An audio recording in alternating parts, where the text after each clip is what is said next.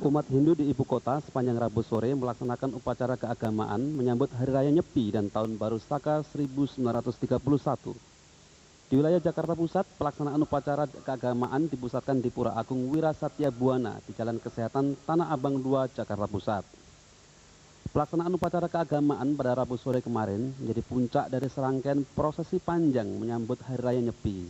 Berbagai upacara sudah dilaksanakan sejak sebulan silam. Di antaranya tirta amerta atau pembersihan diri, tawur kesangi mecaru, ngerupuk atau pawai ogo-ogo hingga pembakaran atau pralina terhadap ogo-ogo sebagai simbol butakala yang harus dikembalikan ke tempatnya atau kembali ke asal. Cara ngerupuk yang sebelumnya didahulukan oleh acara mecaru, para buta atau makhluk yang berada di bawah manusia itu dengan diberikan makan atau soma istilahnya untuk makan sesajen yang telah diberikan sehingga para buta ini tidak lagi mengganggu. Nah, kita tidak mengusir para buta tetapi kita diberikan tempat sehingga kehidupan manusia di muka bumi ini tidak terganggu oleh para buta sehingga kita pada saat Hari Raya Nyepi itu kita bisa melaksanakan Hari Raya Nyepi dengan melaksanakan catur berata penyepian. Kegiatan upacara keagamaan dan sembahyang di Pura Agung Wirasatya Buana diikuti ratusan umat Hindu, baik orang tua, pemuda, maupun anak-anak. Mereka dengan khidmat mengikuti rangkaian prosesi yang dipimpin seorang pemangku. Usai pelaksanaan upacara, Rabu petang sekitar pukul 6 sore, umat Hindu di Pura Agung Wirasatya Buana melakukan upacara ngerupuk atau mengarak ogo-ogo. Kegiatan ini dilaksanakan dengan melintasi jalan di sekitaran pura dan disaksikan masyarakat sekitar. Dua ogo-ogo besar sebagai perlambang butakala diarak dengan diiringi musik khas Bali. Sesampainya kembali di Pura Agung, dua ogo-ogo besar tersebut dibakar. Pembakaran atau pralina merupakan simbol pengembalian butakala yang menjadi lambang kejahatan dan kegelapan ke tempat asalnya sehingga tidak mengganggu manusia, khususnya umat Hindu yang akan melaksanakan Hari Nyepi. Dengan perayaan Nyepi sekaligus memasuki Tahun Baru Saka, umat Hindu berharap kembali kepada kehidupan yang lebih baik, termasuk membangun relasi antara manusia dengan Tuhan, alam, dan sesama, seperti ajaran Trihita Karana yang diyakini selama ini. Hubungan antara manusia dengan Tuhan, hubungan dengan manusia, manusia dengan manusia, dan hubungan dengan alam. Ini kita jaga keseimbangannya, keserasiannya. Kita jaga. Ya. Untuk berikutnya tetap kita jaga itu, ya. Sehingga berikutnya kehidupan kita akan menjadi lebih baik, lebih berkualitas. Berkualitas di sini bagi apa? Bagi kepentingan bangsa dan negara. Sebelum melakukan ritual di setiap banjar atau wilayah, seluruh umat Hindu di ibu kota pada hari Rabu siang lebih dulu melaksanakan Tawur Agung di Pura Agung Aditya Jaya, kawasan Rawamangun, Jakarta Timur. Teddy Suhendi, Sasmito Sudewo, El Sinta TV, Jakarta.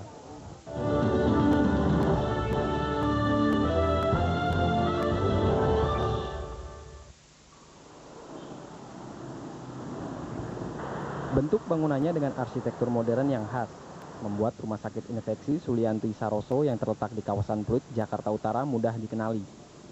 Rumah sakit ini berada di bawah pengelolaan Departemen Kesehatan. Rumah sakit yang diresmikan pada 21 April 1995 sejak awal memang dikhususkan untuk menangani pasien penderita penyakit infeksi, termasuk SARS dan flu burung yang sempat menjangkiti beberapa warga ibu kota.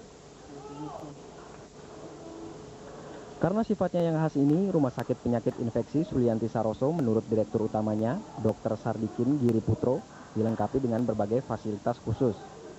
Rumah Sakit Penyakit Infeksi Sulianti Saroso ini sejak awalnya didirikan untuk menjadi pusat rujukan penyakit infeksi, ya. Rujukan nasional penyakit infeksi. Jadi memang kekhususan kita ada di bidang penyakit infeksi ini, macam-macam penyakit infeksi, ya. Dan fasilitas yang kita miliki misalnya mulai dari ruang isolasi untuk penyakit infeksi yang khusus seperti ruang isolasi untuk flu burung, ya. Kemudian juga kita kembangkan juga mengenai pengendalian infeksinya. Dan ada satu lagi yang mungkin tidak dimiliki rumah sakit lain, misalnya kita punya satu yang namanya field hospital, rumah sakit lapangan ya.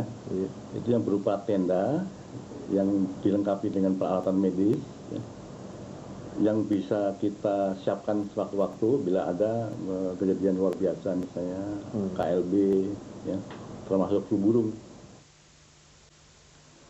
Sama seperti rumah sakit lainnya, Rumah Sakit Penyakit Infeksi Sulianti Saroso juga dilengkapi berbagai fasilitas, mulai dari instalasi rawat darurat sampai kepada berbagai poliklinik spesialis. Fasilitas pendukung lainnya adalah instalasi radiologi, instalasi fisioterapi, dan instalasi ruang rawat intensif atau intensive care unit ICU. Hanya berbeda dengan rumah sakit lain, di Rumah Sakit Penyakit Infeksi Sulianti Saroso, ruang ICU dilengkapi dengan barak atau pakaian khusus pelindung badan untuk keluarga atau pengantar pasien. Selain itu, bila ada pasien flu burung, ruangan ICU dinyatakan tertutup untuk dimasuki siapapun. Kekhususan Rumah Sakit Infeksi Sulianti Saroso dilaksanakan dengan penyediaan ruang isolasi bagi pasien. Ruang isolasi ini memiliki akses pintu masuk dan pintu keluar yang berbeda bagi pasien.